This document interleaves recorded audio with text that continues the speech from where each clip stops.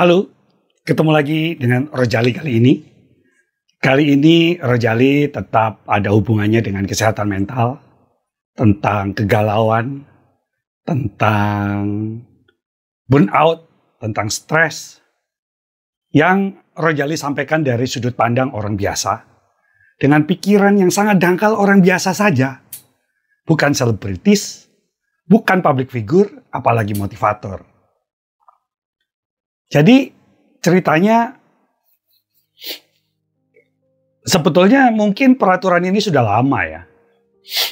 Kita ngomong tentang kemarin di grup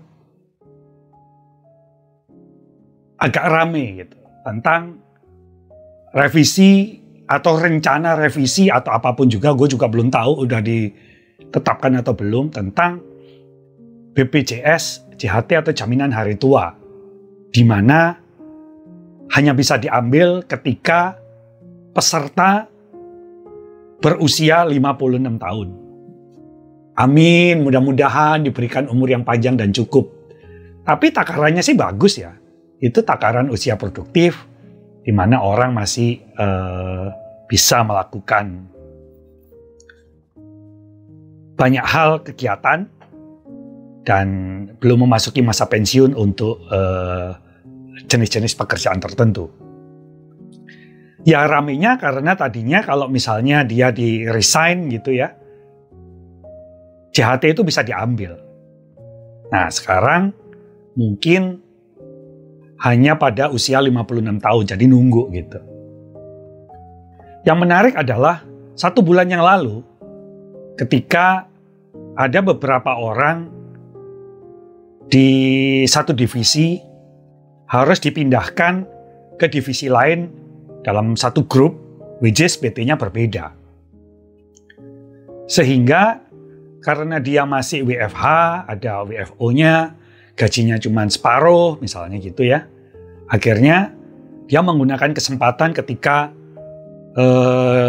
perubahan dari PT A ke PT B ini untuk mengajukan pengambilan BPJS JHT tersebut.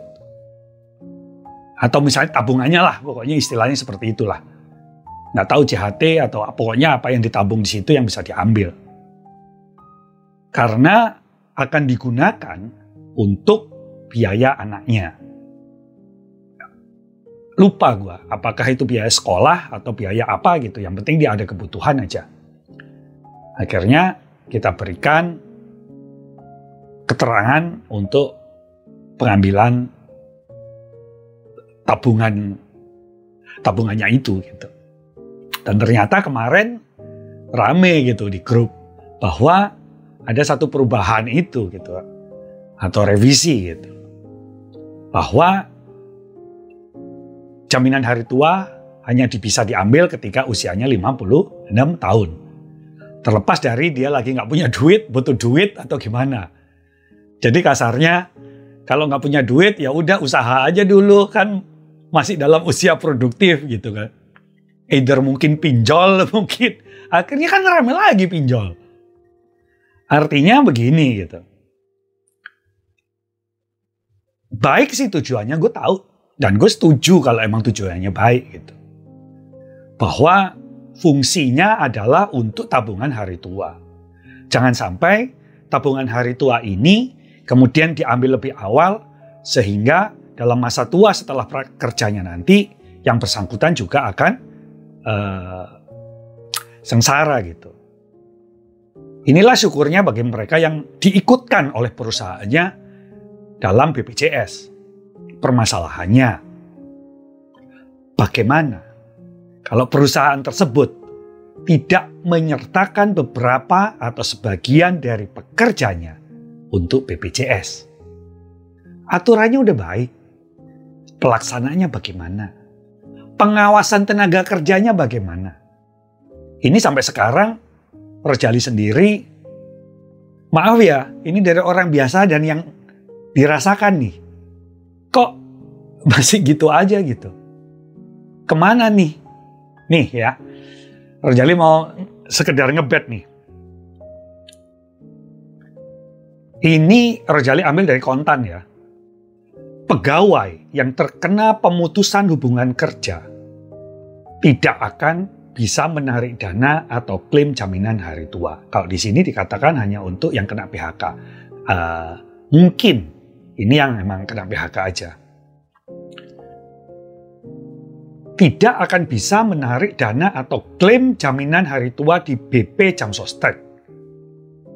Berita bagusnya adalah, sebagai gantinya, korban PHK tetap akan mendapat dana tunai.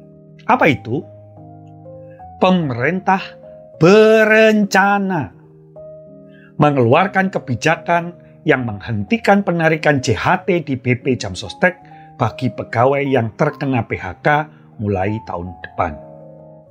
Larangan penarikan JHT di BP Jam Sostek bagi korban PHK itu dilakukan melalui revisi Peraturan Menteri Ketenagakerjaan atau Permenaker nomor 19 tahun 2015 tentang tata cara dan persyaratan pembayaran jaminan hari tua atau JHT.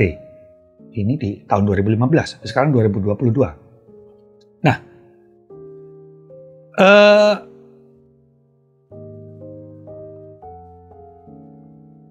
pada hakikatnya JHT adalah tabungan masa tua. Jadi, pemerintah akan kembalikan sesuai fungsinya.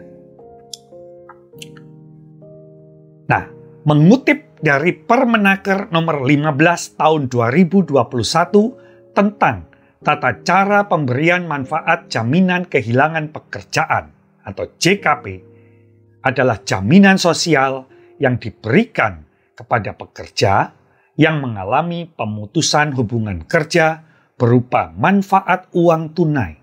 1. 2. Akses informasi pasar kerja. Nah, coba teman-teman kalau masuk ke BPJS, ada nggak informasi pasar kerjanya? Sudah ramai atau belum? Dan pelatihan kerja. Whatever. Pemberian atau manfaat tunai dari JKP bagi pegawai yang terkena PHK diberikan setiap bulan paling banyak 6 bulan upah dengan ketentuan A.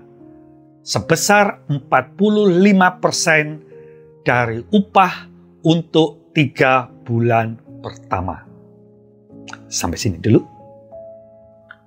B. Sebesar 25% dari upah untuk 3 bulan berikutnya.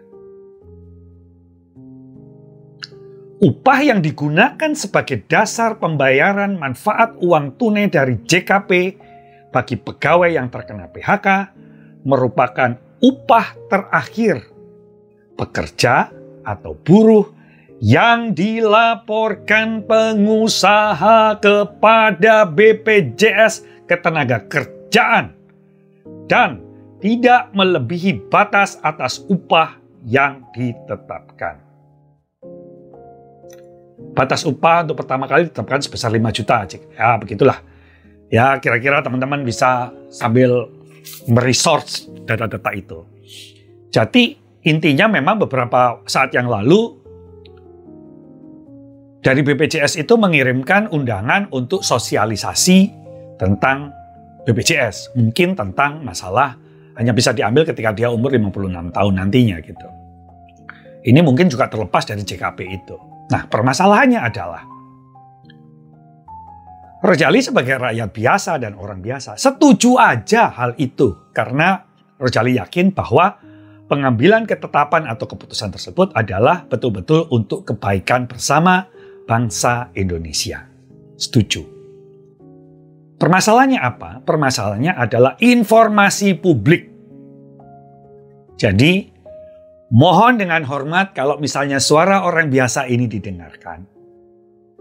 Informasi publik yang berkaitan dengan hajat hidup, upah, dan berbagai macam hal yang benar-benar terkait dengan kepentingan rakyat itu sendiri, masa kalah sama iklan pinjol? Masa kalah sama iklan binary option? Kalau memang binary option judi itu Kenapa sampai pakai influencer sedemikian rupa? Iklannya terus-menerus. Sehingga menjadi sugesti terhadap rakyat biasa. Penerima informasi sekaligus sebuah awareness yang salah. Apakah BPJS itu nanti diambil umur 56 tahun atau misalnya apapun juga, kalau misalnya meninggal sebelum itu pasti ada ahli warisnya. Oke, setuju. Toh dikembalikan pada fungsinya.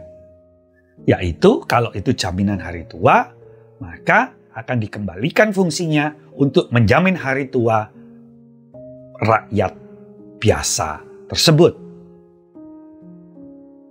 Masalahnya, tolong, kalau boleh, suara orang biasa ini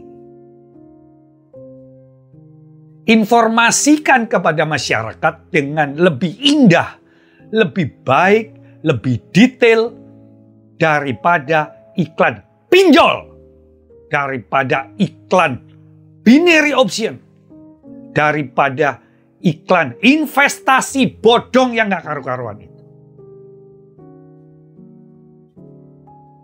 Walaupun rakyat tidak segoblok yang dikira, walaupun kemajuan zaman membuat kecerdasan rakyat biasa pun bertambah, tetapi